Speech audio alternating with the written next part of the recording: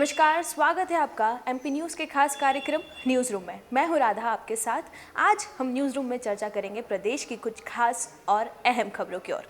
इसके पहले हम न्यूज़ रूम में बात करेंगे बप्पी लहरी जी के बारे में। कल रात 11 बजे उनका निधन हो गया।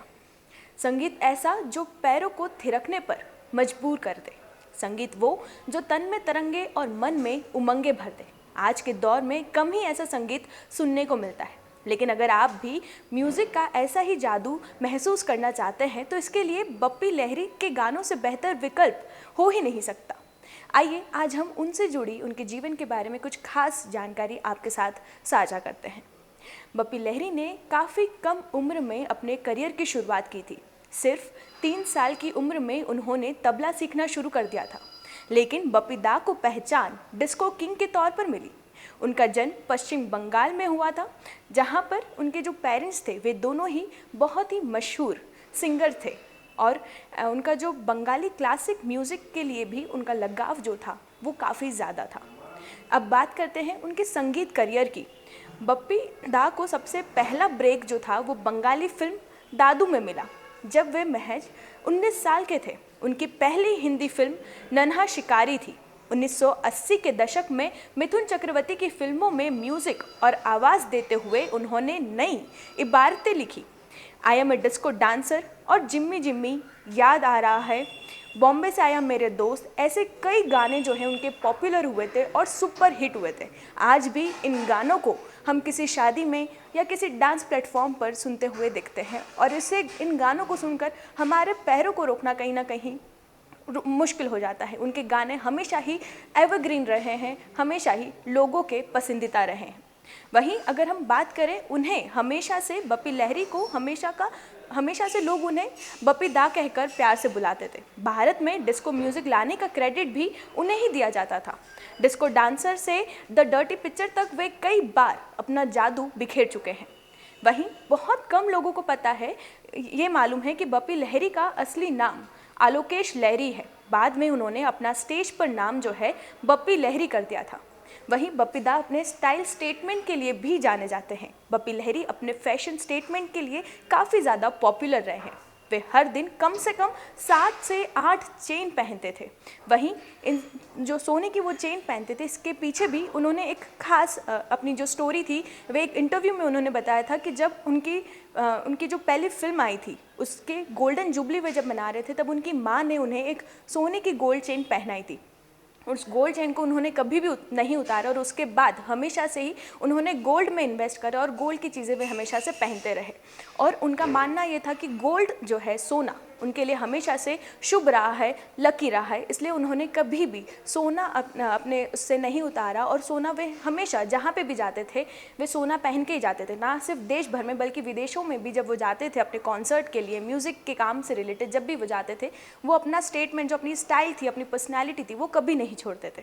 वहीं अगर हम बात करें उनके अचीवमेंट्स की, तो बप्पी लहरी बॉलीवुड के पहले म्यूज़िक प्रोड्यूसर थे जिन्होंने सिंथेसाइज्ड म्यूज़िक को पॉपुलर किया है। डिस्को म्यूज़िक के लिए उनका प्यार जनजाहिर है। उन्होंने 33 फिल्मों में 180 गानों का रिकॉर्ड बनाया है और उनका नाम Guinness book of world record में भी दर्ज हुआ है। इसके अलावा उनके नाम एक दिन में सबसे ज़्यादा गाने रिकॉर्ड करने का भी उन्होंने अपने नाम पर ये रिकॉर्ड दर्ज कराया है। बप्पी लहरी एक लौते ऐसे म्यूज़िक डायरेक्टर है जिन्हें माइकल जैक्सन ने उनके मुंबई में हुए पहले लाइव शो के लिए इनवाइट किया था। ये जो लाइव शो था वो 1996 में हुआ था।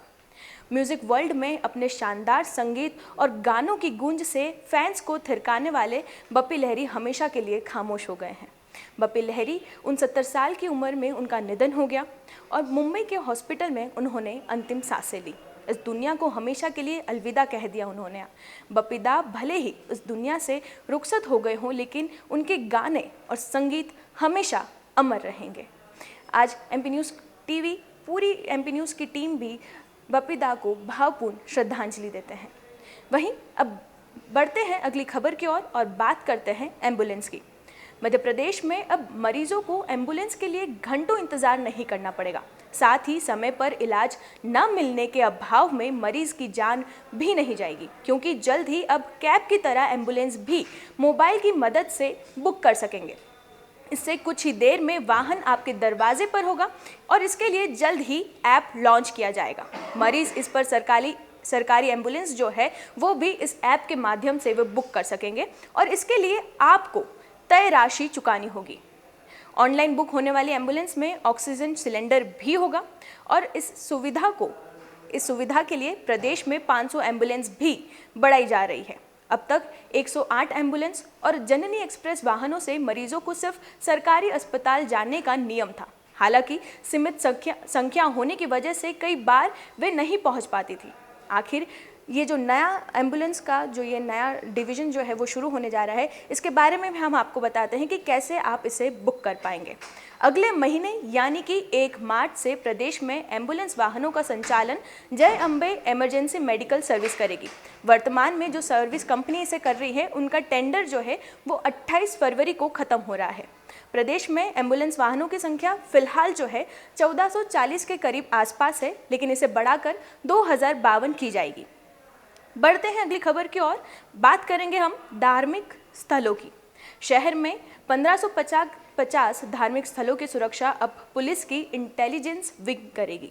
डीसीपी इंटेलिजेंस एंड सिक्योरिटी ने 10 थानों में 450 स्थलों की चिन्हित भी कर लिया है। इसी शुरुआत में मंगलवार को खजराना गणेश मंदिर से हो गई है। सुरक्षा के 16 बिंदु हैं जिन पर व्यवस्थाओं का जायजा लिया जाएगा और सुरक्षा के माध्यम से जो है इस नई पहल को शुरू किया जाएगा। पुलिस कमिश्नर हरिनारायणचारी मिश्र ने बताया कि सुरक्षा ऑडिट में उन सभी छोटी से छोटी व्यवस्थाओं का आकलन कर रही हैं जिनकी लापरवाही से धर्मस्थल या शहर में विवाद की स्थिति जो है वो निर्माणित करने की या कोशिश करी जाती है। ये कौन से 16 बिंदु हैं जिन पर काम करा जाएगा, ये भी हम आपको बताते हैं। धर्मस्थल किसके अधीन है, इसकी देखरेख कमेटी कौन कर रहा है और किस तरीके से काम करती है। तीसरी इम्पॉर्टेंट जो बिंदु है वो है कि कमेटी में आपराधिक प्रवृत्ति से जुड़ा कोई व्यक्ति नहीं होना चाहिए। भौगोलिक परिसर और उसका नक्शा, एंट्री एग्जिट की स्थिति, सीसीटीवी एवं सुरक्षा गार्ड, त्योहार एवं दिन विशेष पर कहाँ कितनी भीड़ होती है, बाउंड्री एवं मेन गेट किस हाइट के हैं या नहीं है, नाइट विजन कैमरे की स्थिति, मंदिर के मुख्य मूर्ति एवं गर्भगृह में कैमरे है या नहीं, आवाजाही के मार्ग पर एवं परिसर की सुरक्षा की स्थिति, मंदिर या देखरेख करने वालों के जो पुलिस है उनकी पूरी लिस्टिंग, दिव्यांग, बुजुर्ग और वीआईपी एंट्री की सुरक्षा, बाहरी एवं अन्य जनों की मॉनिटरिंग, मैनेजमेंट, संचालक एवं प्रशासन के साथ ऑडिट और सिक्योरिटी मैनेजमेंट की जो ये पूरी टीम है वो तैयार करी जाएगी। इन 16 बिंदुओं पर जो है अब धार्मिक स्थलों की सिक्योरिटी और उनके मद्देनज़र जो है अब वो काम करे जाएंगे। बढ़ते हैं अगली खबर की ओर जो है मेट्रो के काम से रिलेटेड। मेट्रो ट्रेन प्रोजेक्ट के तहत सुपर कॉरिडोर पर भी काम शुरू कर दिया गया है। गांधीनगर अरबिंदो चौराहे से MR10 टोल ब्रिज तक 9 मेट्रो स्टेशन बनाए जाएंगे। MR10 से विजयनगर तक 35 पिलर जो है वो तैयार हो चुके हैं और ऐसा अनुमान भी लगाया जा रहा है कि मार्च के दूसरे या तीसरे सप्ताह में गडर लॉन्चिंग भी शुरू हो सकती है। इसी के साथ साथ सॉइल टेस्टिंग भी हो चुकी है। सॉइल टेस्टिंग के लिए TCS चौराहे पर टेस्ट पाइल का काम फिलहाल चल रहा है और जल्द ही इसकी रिपोर्ट भी जो है वो सामने आ सकती है और आगे के मेट्रो काम के लिए जो भी रणनीति है वो भी जो भी प्लानिंग्स हैं वो भी तैयार करे जाएगा। बढ़ते हैं अगली खबर की ओर। एशिया के सबसे बड़े बायो CNG प्लांट के शुभारंभ की तैयारी तेजी से हो रही है। प्रधानमंत्री नरेंद्र मोदी 19 फरवरी को इस प्लांट का वर्चुअली शुभारंभ करेंगे। इसकी तैयारियों का जायजा लेने के लिए निगम आयुक्त Pratibha Pal bio CNG plant स्थल पर पहुंची। आयुक्त प्रतिभा पाल ने कार्यस्थल की व्यवस्थाओं का जायजा भी लिया और व्यवस्थाओं के संबंध में जरूरी दिशा निर्देश भी दिए। वहीं अपर आयुक्त संदीप सोनी सहित कई अधिकारी प्लॉट स्तर पर मौजूद रहे। आज के न्यूज़ रूम में बस इतना ही। बाकी सारी तमाम खबरों के लिए आप बने रहिए MP न्यूज़ के साथ। नमस्कार। MP की नब्ज, MP का हाल, मध्य प्रदेश की हर खबर MP न्यूज़ TV के साथ। लगातार खबरों के लिए सब्सक्राइब करें हमारा YouTube channel MP news TV। Latest updates के लिए बेल आइकन दबाना जरा भी न भूलें।